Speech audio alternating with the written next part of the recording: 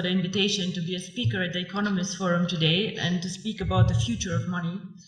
My name is Dr. Ruja Ignatova. I hold a PhD in law. I have always been very interested in financial services and worked about 6 years with McKinsey in Eastern Europe, actually when the crisis hit us really, really bad. I was spending my time in Russia with Sberbank, and it was an interesting time.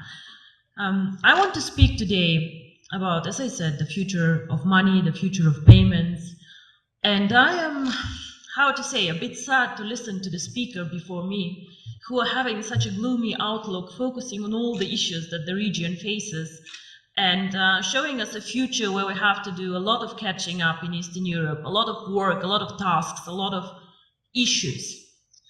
So I would like to take a bit of a different approach. I would like to show people that Eastern Europe can innovate, that Eastern Europe can bring growth, that we are not just a follower country catching up, but actually that we also can show the world that we can do a lot. Our company, which is very young, 1.5 years old, actually writes history currently with cryptocurrency. OneCoin currently reached a market capitalization of $1 billion 3 days ago, which makes me extremely proud.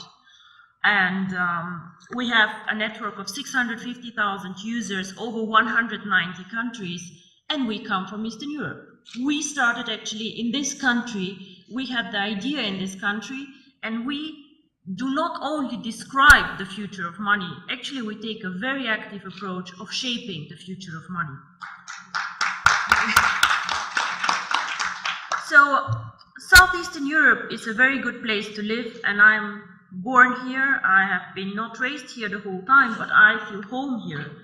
But however, even we cannot take an isolated approach and see ourselves as an own microcosmos. The world is getting smaller and smaller. We are living in a world with globalization. Technology is developing at a speed that makes me dizzy sometimes, seeing what happens around us. And all the innovative companies like Facebook, Google, Apple, all of them, unfortunately, are either not even coming from Europe, or like we are just a follower and just saving all our money in Eastern Europe, which is a lot of money for us to go and to buy the newest iPhone outside. So with globalization, the world becomes much smaller, much more transparent, and the needs of consumer and of companies actually change a lot. We have a lot more needs for cross-border transactions. Even as a simple customer, I have to do a lot of shopping, a lot of things outside my country. So of course, this is a need that we need and we have to address with a company. So what is the future of money?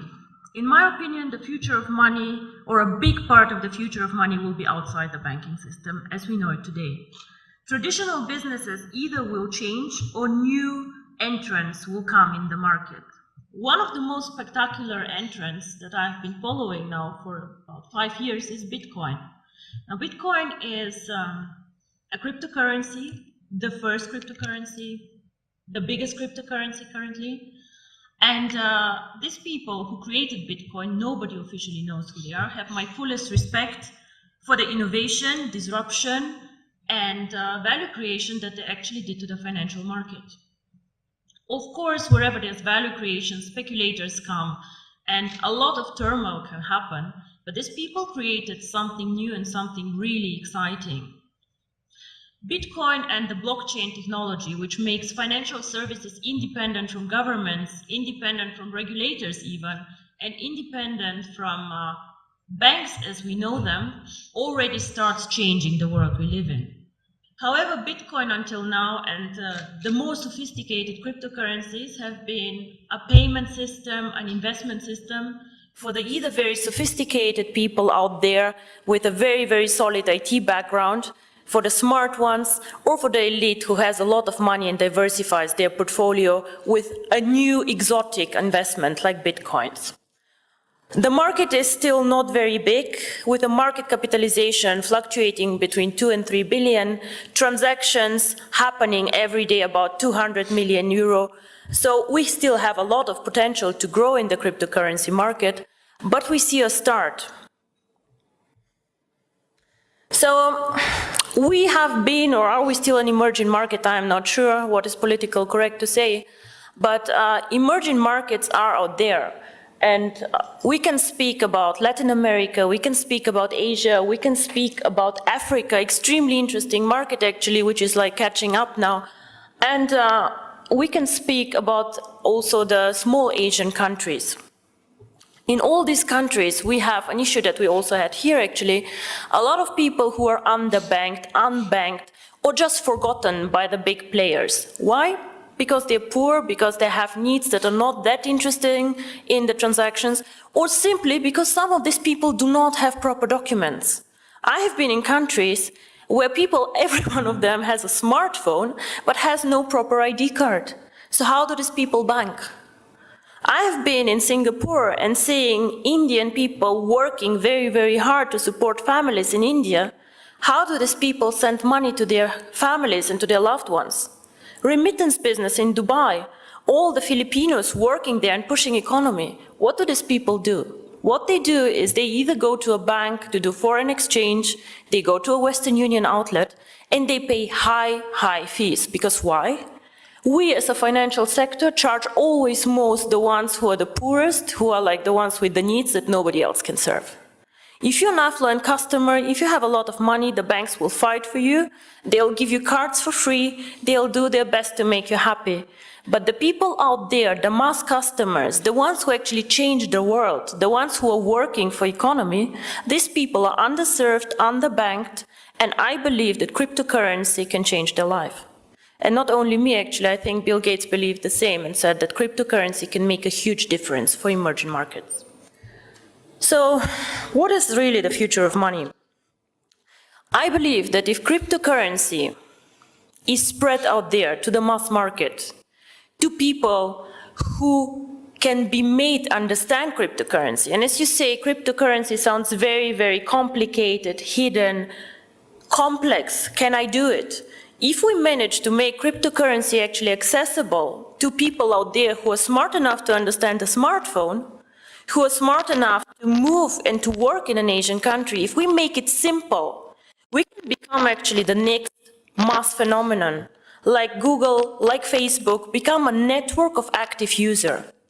Until now, cryptocurrency did not make the leap, in my opinion, because it is not user-friendly, because it's not easy to use for the mass market, and because people perceive it as very difficult.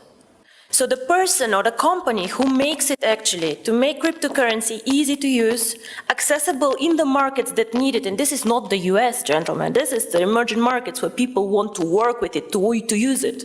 If we make cryptocurrency not only a tool for speculators and investors to make quick money, but make it usable, if we work on KYC, on documentation, on making it transparent and bringing cryptocurrency to the traditional world, with the regulators, by the way, the US actually government, 4 weeks ago, they said that cryptocurrency is actually in a status equal to commodities. So it means that actually cryptocurrency can be treated like virtual gold. Commodities is gold, is silver, platinum, and apparently bitcoins. So the future of money can be searched, I think, outside the banking system because we are still more flexible. We do not fight the issues that the banks have. And because we think that the next big thing is based on technology, on the internet, and on the network phenomenon that we see in all these big companies out there. I think if we manage to provide a consistent strategy, a case to use the currency, and an easy access, which is aligned with the regulators out there, transparent, safe, cryptocurrency can actually be one of the preferred methods of payment, and not only bank transfers, card transfers, and all the traditional ways that we deal money with.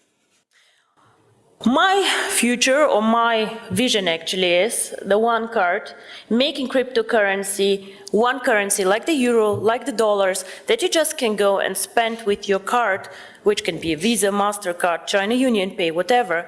Make it a real currency that people just can go and spend out there. I have done my job whenever all of you can go with their card and just spend OneCoins for a dinner. This is when cryptocurrency actually became real for me. And I'm very, very curious how the next 2 to 3 years will work out for all of us. And I hope I'm right that the future is with technology and with us. Thank you very much.